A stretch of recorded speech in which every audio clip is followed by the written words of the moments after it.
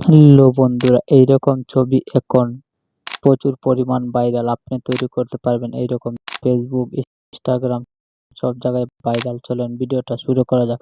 প্রথমে আপনারা চলে যাবেন আপনাদের মোবাইল ফোনের ChatGPT-তে।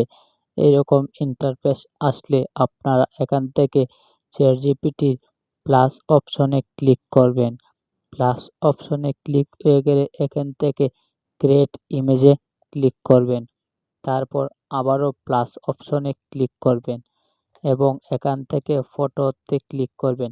আপনাদের ফেসবুক প্রোফাইলটা স্ক্রিনশট দিয়ে নেবেন।